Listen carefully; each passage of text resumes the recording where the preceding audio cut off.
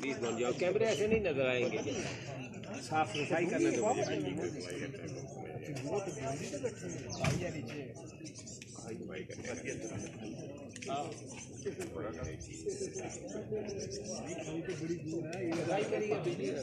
सफाई करो। बिजली लंठन देखिए ना सबने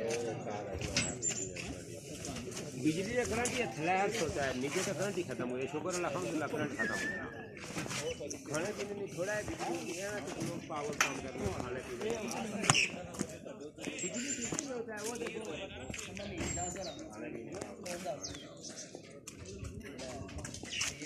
बढ़िया है